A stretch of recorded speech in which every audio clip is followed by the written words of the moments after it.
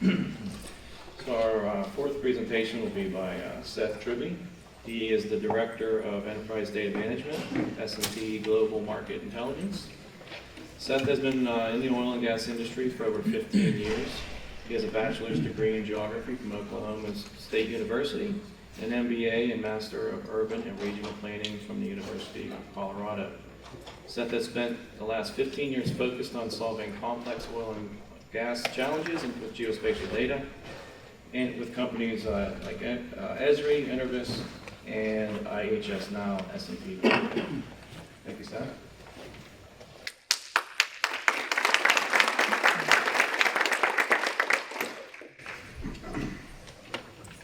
Okay, can you guys hear me okay?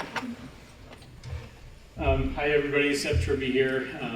Nice to meet everybody. I was telling Harold, I think this is my third time to present here, but I think I hold the record for doing it from the most separate companies. I think I've done it with GeoCortex, and then last year with Terran, and now IHS, part of S&P. So one of the things that I've been lucky to experience through working at some different places, several different places, is that I've been exposed to a lot of people deploying data solutions, GIS solutions, remote sensing solutions, all over the industry. And I thought it'd be good to talk a little bit just about some of the industry drivers that we're seeing at S&P Global that are kind of driving adoption for taking a more enterprise approach to data management, what it really means to take an enterprise approach and kind of defining enterprise, some of the key capabilities you should look for enterprise platforms, and then sharing some of the experience I've had with ensuring your success deploying data-oriented solutions, and then just wrapping up with questions that anybody might have. So, I guess one question I had is, who here knows that IHS got acquired by S&P Global this last year? I realized a lot of people I was talking to this morning actually didn't realize that. So I think it's actually the largest merger globally by two companies in 2022. So we're going to be like 35,000 people now. But anyway, one place I like to start is with something that I think a lot of people know, which is that we've been in a new era in the oil and gas industry for about the last 10 or 11 years. And I think most people know this already, but it is pretty interesting when you actually see the data plotted out. So it's an era in which, the number of employees in the industry globally has been consistently declining, regardless of three pretty significant commodity price recoveries, right? And a lot of that's being driven, of course, by consolidation that's happening in the industry. A lot of companies merging together and then kind of laying off overlapping employees. A lot of it's being driven by investors kind of expecting that operators operate more within cash flow than they have in the past. So regardless, the trends of employees and hiring sprees happening that are correlated to commodity price seem to be over for the foreseeable future. And at the same time, we're starting to enter into a new era of data management in the industry. If you think about the last 20, 30 years or so, back in the 90s, you saw a lot of desktop-focused applications that were really complex, and you have to go to school for 4 years to learn how to use them, like I did, and the ArcMaps and Geographicses and Petrel Studios of the world, things like that. In the 2000s, you start to see point solutions starting to be developed, server technology allowing multi-tenant editing of databases and things like that. And then things really, really changed in the 2010s when you saw the cloud start to emerge. That brought on SaaS technology. And with the emergence of SaaS technology, you start to see these kind of point solutions popping up all over oil and gas organizations, right? These kind of focused, just subscribe to me type solutions where you can go do something very, very specific. And so as a result, you start to see people really starting to have these kind of bloated application landscapes, people starting to embrace the cloud, moving data into the cloud, data lakes, data warehouses, things like that. But it was taking a lot of work to integrate those different applications together, the data that supports them, a lot of infrastructure to be able to manage a lot of that data. And really what that's doing is starting to limit people's ability to kind of embrace the new era that we're entering into now, which is data automation, which is all about data quality, data movements, analytics really being driven by AI, machine learning.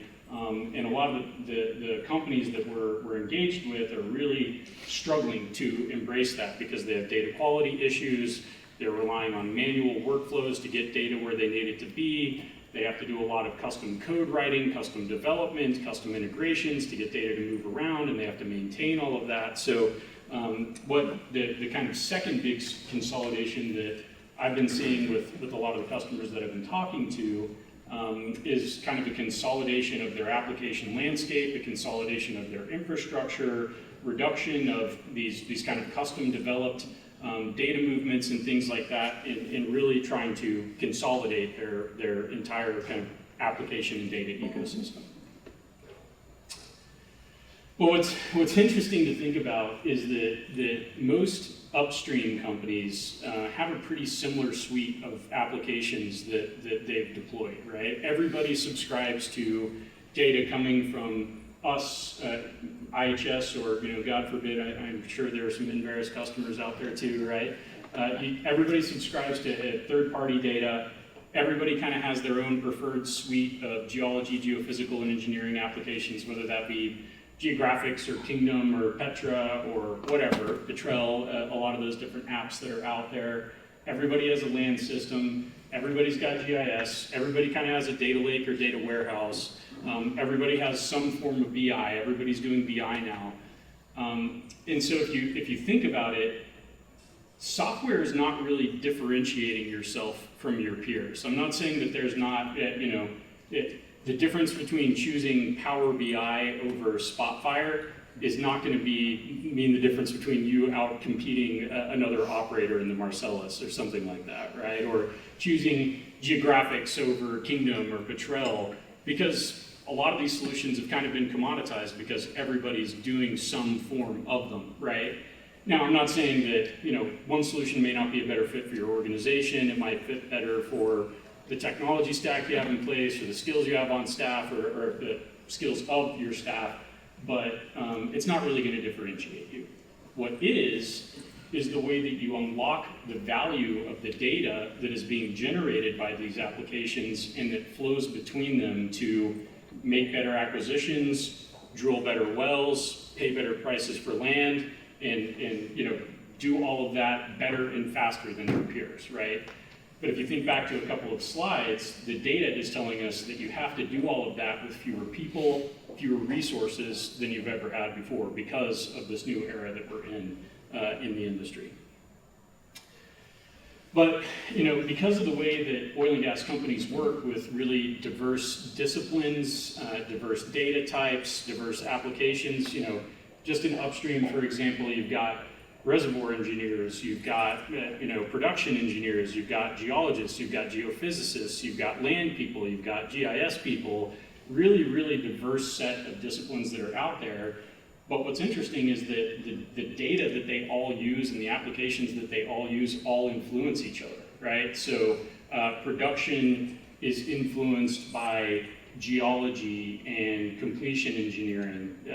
The drill schedule is influenced by land. So managing the different data types that each of these different disciplines in the organization are using and doing that separately in silos really doesn't make sense. So if you really want to unlock the value of data for your organization, you kind of have to take an enterprise approach if you want to do it, right? And so when we work with our customers to talk to them about, okay, well, what does taking an enterprise approach mean? Usually the answers fall into these 4 or 5 categories, right? So first of all, the data needs to be accessible to the people that need it. It needs to be democratized. You need to be able to collaborate around it. It needs to be validated. So I need to validate that this data is of the quality that I need it to be to go make decisions with. I need to know that it meets the standards that I need it to be in so that I can go do my job better. Governance is an important part of that, right? Because a lot of these different disciplines are, because they're so different, they're the ones that should be the owners and stewards of their data. If you want to change an EUR, somebody on the reservoir engineering team should probably approve that change, and you should be able to track that change and understand who changed it and why and things like that, right? Data needs to get where it's going in an automated fashion. So, you know, the reliance on manual data movements is something that we see a lot of customers that are trying really, really hard to stop, right? Let's get data where it needs to be. Let's get updated data where it needs to be in an automated fashion, rule-driven, event-driven, things like that, instead of manually loading data by hand the way that it's been done the last 10 or 20 years. And of course, like I was saying earlier, doing all of that, none of it matters unless it translates into better, faster decisions than your peers. And you know, all that sounds great, right? But the truth is that taking an enterprise approach to data management in oil and gas is hard because the disciplines are so diverse. The data's 3D, it's spatial, it's raster, it's vector, it's in NAD 27 still for some reason. Like I still don't really understand that.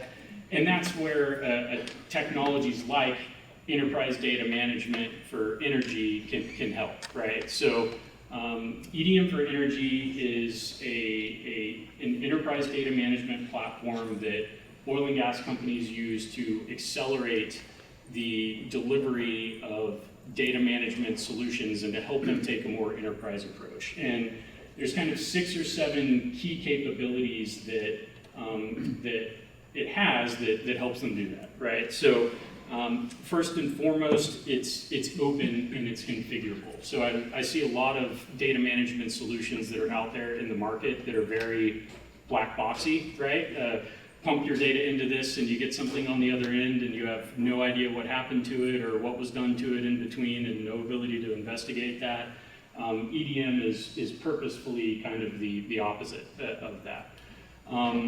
Also, a really, really important theme that we've been seeing with a lot of our customers is the ability to blend multiple sources of data together. So well headers are a really good example of that. So maybe you subscribe to data coming from formerly IHS, Interdeck, now S&P Global, and maybe you also subscribe to EnerGIS. And then in addition, you also have, for wells that you operate, you have data coming out of your geology department coming from Kingdom and Petra and Geographics, and then your drilling department uses WellView. What if you could actually blend all of those different sources together and then establish business rules on what attribute coming from what source to use in what circumstance, right? So of course, for wells that we operate, I'm going to trust my total depth coming from one of my geology applications. But for non-operated wells, I'm going to trust EnerDeck because I trust it more than EnerGIS. But you know, or in another region, maybe you trust EnerGIS more, right? But so the idea is let's blend these multiple sources of data together, blend and then establish those business rules on what to use, so you get this kind of trusted copy that you know is governed and standardized and all of and trusted and validated and things like that. Also has a very powerful matching engine for blending in related sources of data. So once you have that well header established, again, as an example, you could do the same thing with pipe segments or facilities or whatever. Maybe then you want to blend in related data sets like production or AFE or cost or documents or directional surveys or logs or seismic or whatever, and then relate all of that data back to that golden record so that you can then distribute it out through the rest of the organization. So big trend we're seeing with a lot of our customers. Also gives you the ability to manage data quality by exception. So instead of having to look through hundreds of thousands of rows of data, let's look for where we have exceptions to what we're expecting on data quality. So we can look for, where do I have spud dates after completion dates? Or where do I have total depth that doesn't match across a few of my different geology applications, so I can go investigate what's going on there and go improve data quality. Supports single sign-on, so you can manage data the way you manage your people, and organize your data the way you organize people. Has a very powerful data movement and update engine, so maybe you want to schedule data movements nightly, weekly, whatever, but you can also do condition-based data movements. Hey, a new EUR has been run in Aries, so I want to kick off a process automatically to append that data to a well header and then integrate it with Kingdom, so it's available to my geologists to be able to see what forecasted production on this planned well looks like, or something like that, right? We've also gone out and, because a lot of the applications that are out there and that are being used in upstream are not, they weren't designed to be enterprise. I'll put it that way. I'd say except with the exception of ARC, with the exception of Esri. So we've also gone out and built plugins that make it easy to bidirectionally integrate with a lot of the common applications that you see out there, like, of course, the IHS, legacy IHS apps like Kingdom and Petrel and Harmony, things like that, but also with Geographics and Petrel and Aries and WellView and a lot of the common P2 suite, Quorum suite, things like that, to make it easy to move data in between them. Also gives you full data lifecycle auditability, so the ability to go back in time and see how an attribute has changed, who changed it, why it was changed, what the application it came from was, so that you can actually even revert back to past states that data used to be in. Also has full support for industry templates, so PPDM, OSDU, a lot of these kind of data consortiums that you see out there were able to adhere to those standards. So just a few kind of capabilities that I think are important. So just a little bit more about kind of how this could potentially work and the approach that we see customers taking. So the idea is take our data, take your own data, take third-party data, and then when you move it through EDM, you can load it, you can validate that the data is what you're expecting it to be. Is a number, is text, is it the right number of digits, etc. And then you can transform it into that kind of common model that you're trying to use across these multiple sources. You can then match those multiple sources together, master them, so building those business rules on what attributes you want to prioritize in what circumstances and things like that. And then it also gives you the ability to go in and manually override. So like, let's say those business rules fail you and they give you an elevation on one of your wells that you don't agree with. Let's give users the ability to go in and override the master based on their own kind of knowledge, so that they can really be confident in that data. So the idea is that once you have that golden copy, you can then configure how and when that data moves throughout the organization, any exceptions that you want to identify on top of that data so that you can identify data quality issues and go improve them, monitor change, like I was saying earlier. The entire front end is highly configurable. We have a bunch of templates that we use, but it's a completely configurable front end. So you can go and find data, you can build dashboards, you can do map-based search, you can do all kinds of exceptions management, things like that.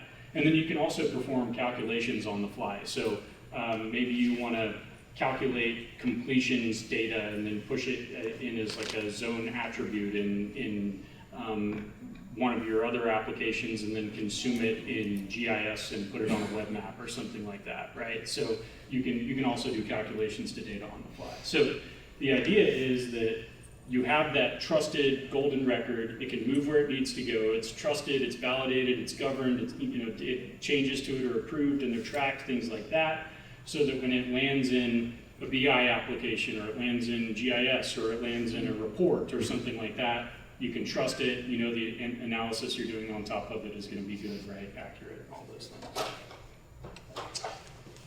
So another kind of common thing that I've seen a lot of companies like Esri embrace is kind of this approach of building templates, right? Let's go solve common industry data management challenges that you have through configurations of the technology, much like what you were describing for emergency response earlier.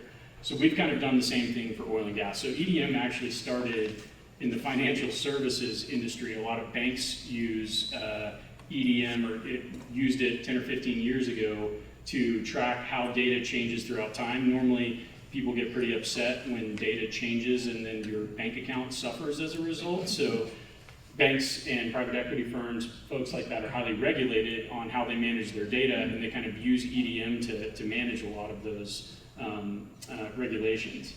And so what we've done is we've gone and built a bunch of energy-specific configurations of it that solve those common oil and gas industry data management problems, like what I've listed here. So Energy Data Hub, basically the idea is let's go and create a hub and spoke model. Let's load all of these different sources of data in so that you can take an enterprise approach to any of the solutions that you put together on top of it. So you can govern it, you can audit it, you can move it, you can blend it, you can master it, you can do all of those things. Let's get it all into a hub so we can be enterprise from the get-go.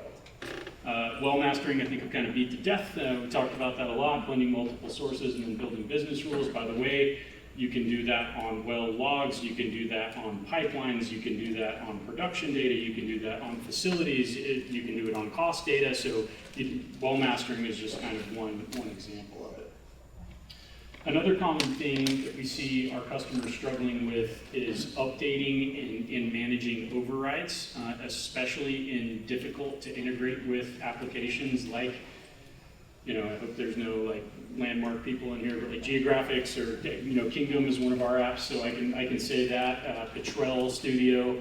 Those apps are very difficult and expensive to integrate with. So when I get new data coming in from Enverus or Interdeck, how do I get that data into my application, but also protect any of the changes that I've made to that data and do all of that in an automated way? A really kind of common thing we help our customers solve. Let's say you have multiple projects that overlap each other in multiple different applications that you're using. So maybe you have multiple projects for the Marcellus, and one's in Geographics and one's in Kingdom, and maybe you've got 5 different maps. How do we reconcile and make sure that a well in one project and in one application is exactly the same as the data that's in another? So usually that one's a little bit more popular at like the super majors that have dozens and dozens of Petra or Geographics projects that all overlap and they're wasting infrastructure and things like that. Log management, just an example of managing related data.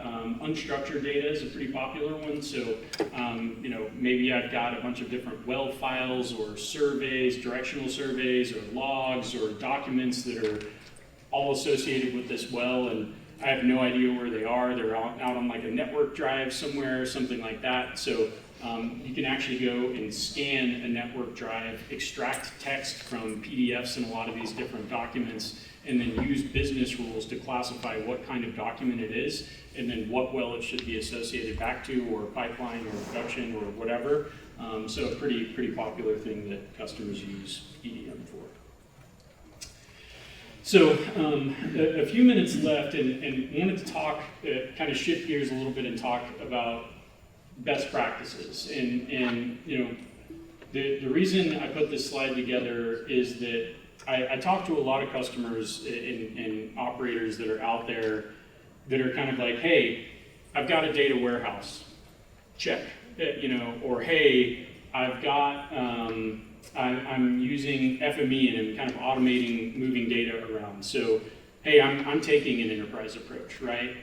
But what ends up happening is they struggle to get those solutions adopted by the business because maybe the business doesn't trust that data, or maybe it's still too much of a manual effort to get the data where it needs to go, or the data is not properly governed, or it's not accessible. I hear that all the time. I've got a data warehouse that I can't even get to. I can't even touch it because I'm not allowed to because they're worried I'm going to break something, right? So the idea here was, let's create a checklist for, hey, if I'm going to deploy a solution, what do I need to consider when I'm doing that, right? Are people going to be able to find data? Is the data accessible to the people that need it? Am I going to need to blend multiple sources of data together to make this work? How's it going to be governed? Is there a data quality component to this? I'm not going to go through the whole list, I promise. But the idea is like let's use a checklist to see, am I taking an enterprise approach to this? Are there things that I'm not thinking about to make sure that this is successful. Another thing to think about is, think a little bit about where you are in kind of the maturity of taking an enterprise approach to data. We see a lot of customers that are embracing components of being enterprise, right? A lot of them might have a data warehouse or might be moving data around in an automated way or might have a governance solution, but they're not really enterprise enabled yet, right? Hey, we've got all of our data in a warehouse, but we can't govern it, or I can't get people access to it, or they can't find it, or it's poor quality, or whatever, right? And that's a big part of what we do is we enterprise enable customers to go and build these solutions in an enterprise way. Really, really important if you just think about what an oil and gas company does. A well is probably the single most important data entity that there is in the organization, right? Everything is going to be kind of built off of that. What that well produces, how much it costs, what you're doing in the field, how you're going to design your next well. All of that the well is probably the most important entity in oil and gas. So go and build a successful well master so that you're confident in that data, that it's trusted, it's governed, it's validated, it's all of those things, so that all of the other things you then tie on top of that are going to be more accurate, successful, trusted, right? And that's kind of where phase 4 comes in, right? I've got a well master that I can tie everything to. Now I'm going to master my production data. So I'm going to compare data coming out of my accounting system to my forecasted production coming out of Aries or Combo Curve or Harmony, and then I'm going to compare that to production data that I'm seeing from Enverus and EnerGIS so I can look for any discrepancies or where I might have missing revenue. So the idea is go create that well master, then tie in other master data sets on top of it so that you can then start doing kind of high level, let's now evaluate the performance of one asset versus another, or compare ourselves and benchmark ourselves against our peers. You really can't do that unless you have all of that data you can't do it well or quickly or easily or accurately unless you all have it all in kind of a centralized hub like that. See how am I doing on time? A few minutes? 4. Okay, all right. So I'll try to get through this slide pretty quickly. Lessons learned that I've seen from in the industry around deploying software, deploying data-oriented software, and things like that. So just kind of a few best practices that I thought were worth mentioning, and I realize I'm probably speaking to the choir on this one, but first and foremost, identify what you're trying to achieve. What is the problem that we're trying to solve? What's the goal we're trying to meet? Is it improved data quality? Is it reduced manual workflows? What is it, right? Second, and probably the most important bullet on this list, is gain buy-in from the business. I can't tell you how many times I've seen an IT group go and select technology and go build a solution, and then they realize later on that the land department really didn't even care about solving that problem or didn't agree with the way they were trying to do it or whatever. If there's anything that gets in the way of success of technology, it's human beings, right? So get as far ahead of those problems as you possibly can. So once you've figured it out, once you have buy-in, then map the challenge that you're trying to solve back to that checklist, right? What are the things that I need to consider that when I'm putting this together? And what are the things that could get in the way of this thing being successful so that I can be as far ahead of them as I possibly can and make sure that I address them with my plan from the beginning instead of having to react to them later on. Then rank those things that you're trying to do by the value it's going to deliver to the business versus the level of effort that you're going to have to go through to get them out there. And then start with the lowest effort, highest value, right? So deploy a hub, put yourself in a position to go and take an enterprise approach from the beginning, identify those failure points, and then go for the low-hanging fruit, right? Thank you. But things that are still high value, but are going to require high effort, doesn't mean you don't do those things, but you can work on them in parallel so you're getting value in the meantime as things progress. Don't forget your geos. So I see lots of organizations that go and build data warehouses or go choose technology and they almost ignore the geology department because they have logs and directional surveys and seismic and all this weird data that's hard to manage and confusing, and I see the geology department frequently isolated from a lot of the rest of the organization because that data is just so hard to wrangle. Leverage things like this, leverage the community for what's working for them and what other people are doing, talk to each other and share information, call your peers and see what they're doing and what their infrastructure looks like and what their tech stack looks like. Don't be the enemy of great. Does anybody know what the enemy of great is? You know it. Perfection. So I see so many people that have not been successful because they need the data to be perfect, or they have one last little thing, or until this is done, I can't get it out there. It's kind of like the 80-20 rule, right? If a solution isn't completely fully baked, but it can provide value to people and they can get value out of it, get it in people's hands, and then you can make it perfect later on. Don't wait until it's perfect, because perfect's never going to happen. Does that make sense? And get help. You know, there's companies like us, there's consultants, I'm sure that some of them are in this room. Like, get help from the people that are out there, get additional resources, things like that. So in summary, I think I'm a minute or two over, sorry about that. In summary, data is really what's going to differentiate your companies from your peers, not software. But an enterprise approach is required because of the way oil and gas companies work. It's hard to do this in oil and gas. There are technology platforms out there like EDM. There are others that can enable you to take a more enterprise approach to data management, figure out where you are, gain buy-in on where you want to go, and then follow best practices to make sure you're successful. That's it from me. Time for a question or two? I have one quick question, Seth, and it's really not, it's not related, yeah, it is easy, but I think it's insightful. Really not related to the presentation. This goes back to something that Ryan mentioned early on when he had us doing networking that. I've known you for what, 10, 12 years?